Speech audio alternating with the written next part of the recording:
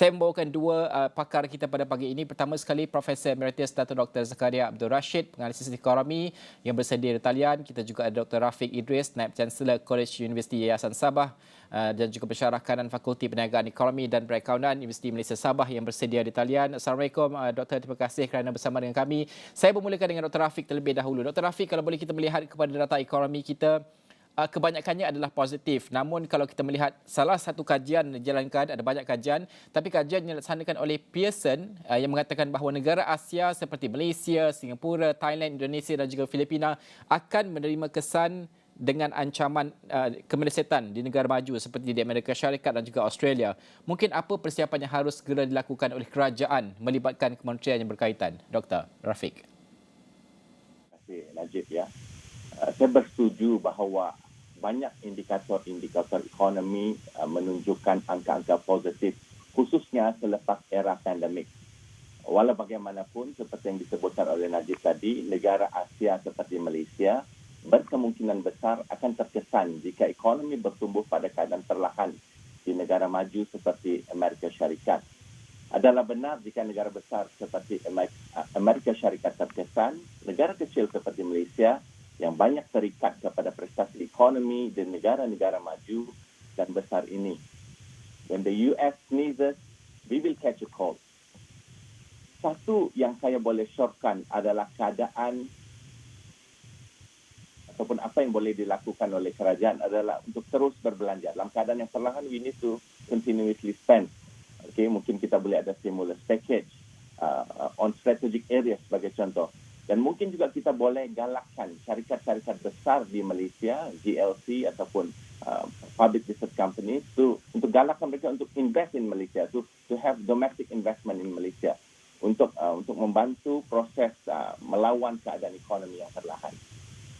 Itu responsnya nanti. Baik, Dr. Rafiq, saya mengambil poin Dr. Rafiq itu mengatakan bahawa kerajaan perlu belanja. Saya faham dari sudut pelaburan, sektor swasta harus ditingkatkan dan sebagainya.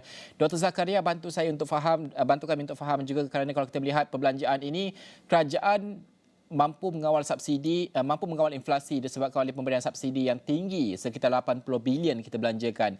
Tetapi pada masa sama kita dengarkan juga kerajaan mahu lebih subsidi yang bersasar, mengurangkan ketirisan fiskal dan juga jurang fiskal ini. Bagaimana untuk kita melihat keseimbangan ini dalam kita perlu berbelanja untuk menurunkan kos sara hidup, inflasi, tetapi pada masa yang sama poket kerajaan juga harus dijaga dari bentuk fiskalnya. Bagaimana untuk mencari keseimbangan ini? Sukar, tapi apa mungkin pada pandangan Dr. Zakaria caranya?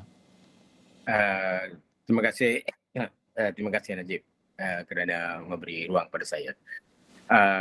Apa yang Najib katakan tadi memang benar, iaitu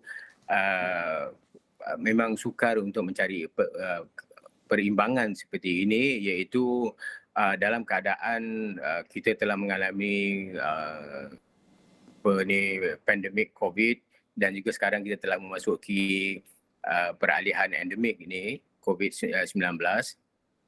Apa yang kita tahu, apa yang kita dipahamkan dan apa yang kita juga rasakan iaitu kesejahteraan rakyat semakin terancam.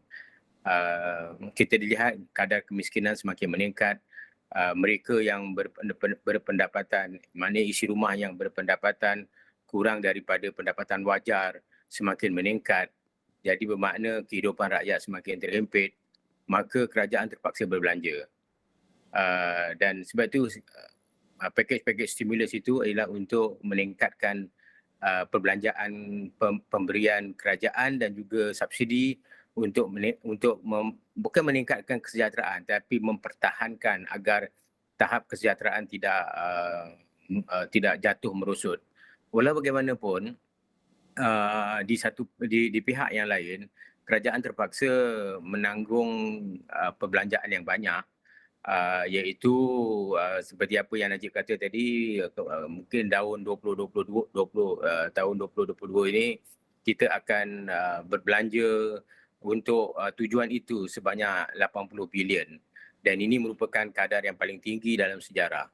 Dan jadi bermakna buat masa sekarang, kerana kita menjangkakan bahawa ekonomi walaupun dalam keadaan yang sukar pada 2023 ini, dengan keadaan yang tidak menentu dan kemelesetan yang telah dijangkakan oleh IMF dan World Bank. Namun kerajaan terpaksa bersabar dan terpaksa juga menyokong paras kesejahteraan rakyat dengan melakukan apa-apa jua perbelanjaan, dan bermakna jika ada berlaku peningkatan di dalam defisit fiskal, itu perlu ditangani dengan baik. Perlu diusahakan supaya ketirisan tidak berlaku, supaya perbelanjaan ke atas mempertahankan kesejahteraan rakyat dapat dilakukan tanpa banyak halangan. Itu je, Najib. Ya, Dr. Rafiq, kos sara hidup ini akan menjadi agenda utama kepada mesyuarat kabinet pertama hari ini. Kalau kita melihat, ini juga cuba diselesaikan pada dalam kerajaan sebelum ini, ada jihad inflasi dan sebagainya. Namun realitinya tidak mudahlah. Ada banyak perkara, masalah struktur juga berkait dengan kos sara hidup ini sebagai contoh. Apa mungkin low hanging fruit pada pandangan Dr. Rafiq yang harus diberikan tumpuan oleh jemaah menteri baru ini dalam bermusyawarah juga menentukan cara terbaik menyelesaikan kos sara hidup? Okey, pertama kali saya ingin mengatakan bahawa saya menyambut baik usaha yang berhormat Perdana Menteri yang di mana di awal ucapan beliau selepas membentuk kerajaan perpaduan ada menyatakan bahawa kos sara hidup merupakan salah satu agenda terpenting yang mahu diselesaikan. Dan pada masa yang sama, selepas satu mesyuarat Majlis Tindakan Kos Sara Hidup, wakil-wakil daripada semua kementerian, agensi diberi tempoh 2 minggu untuk mengumpulkan data. Ya. So selepas data, so after identifying what are the root causes, saya rasakan then only we can identify what are the root causes dan apa solution yang boleh diketengahkan untuk untuk meminimalkan kesan dahsyat peningkatan kos sara hidup. Dan dari segi low hanging fruit itu pada saya adalah bagi dengan melaksanakan mungkin subsidi yang mudah dilaksanakan terlebih dahulu. Bila bercakap tentang subsidi bersasar, sebenarnya adalah bukan mudah untuk dilaksanakan. So, for the time being, we identify mekanisme untuk subsidi bersasar yang mudah dilaksanakan terlebih dahulu agar kesan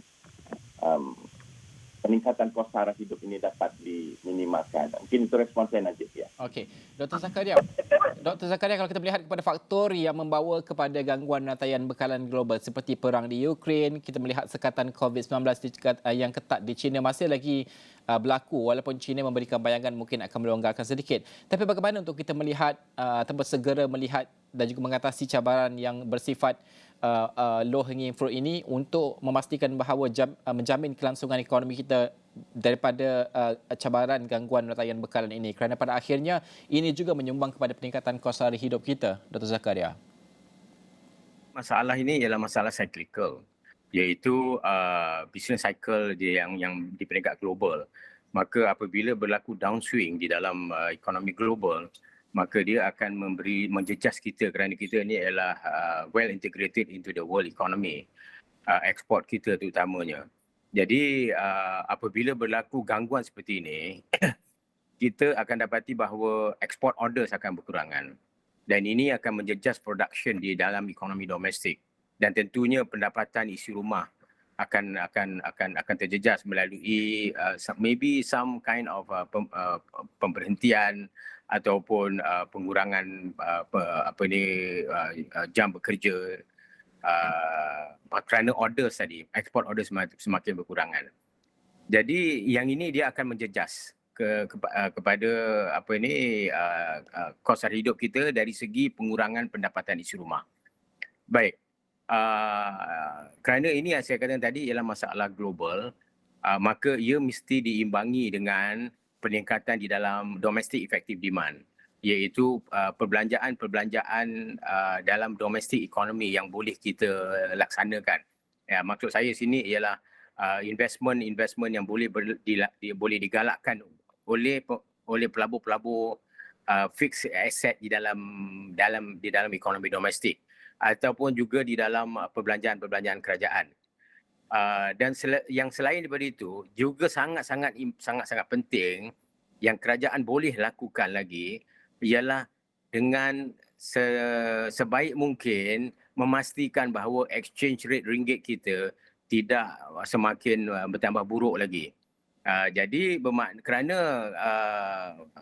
salah satu daripada masalah cost of living kita ini ialah disebabkan oleh imported inflation. Maka kalau katakan kita dapat mengawal mungkin untuk saya perkataan itu tidak begitu tepat mengawal exchange rate, tidak.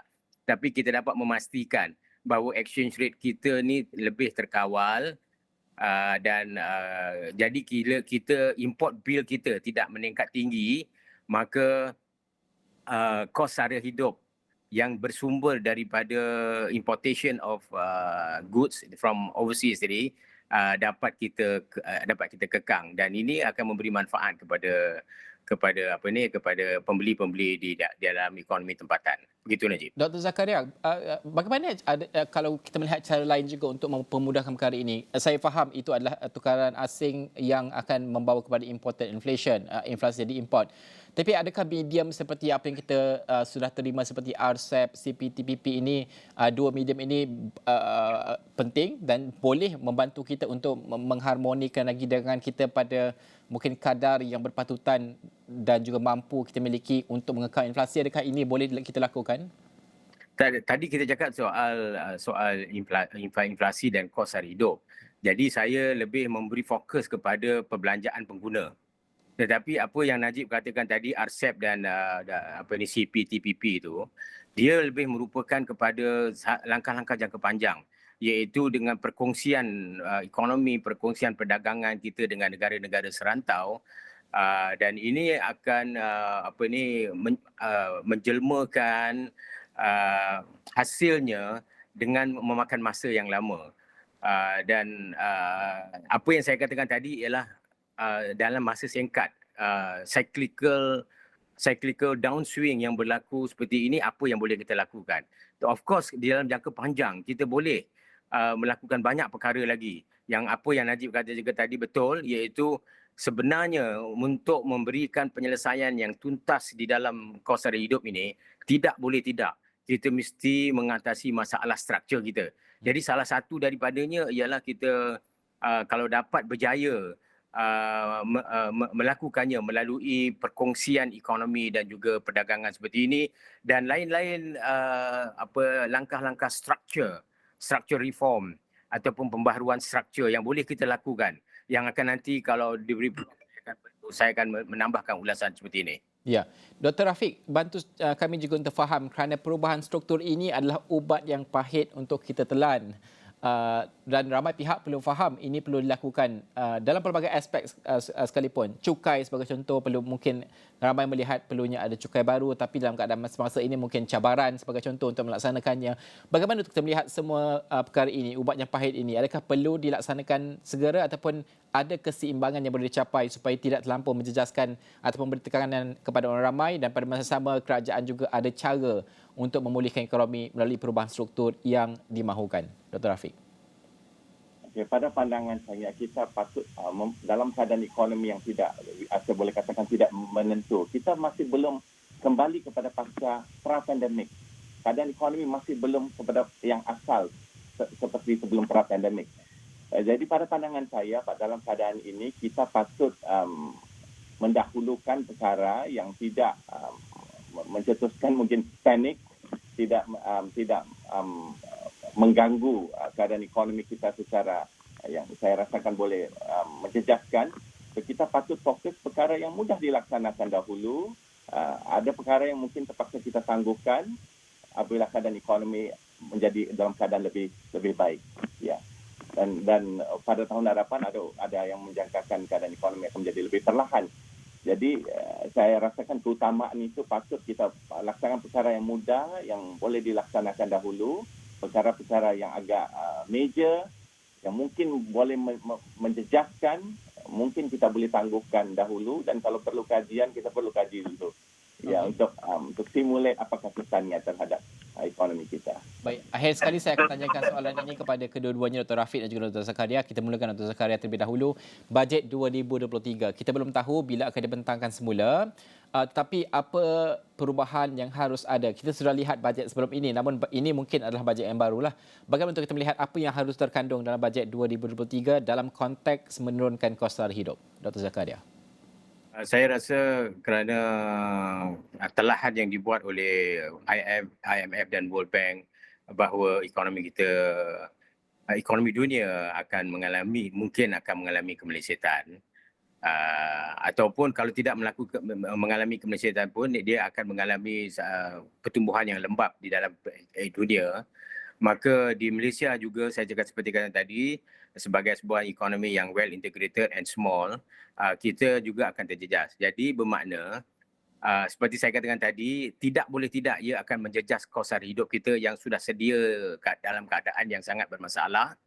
Maka sesuatu yang dilakukan, dan ini saya fikir melalui sekali lagi kerajaan terpaksa melakukan program-program subsidi dan juga bantuan kerajaan untuk menyokong ataupun untuk mempertahankan agar kos sara hidup tidak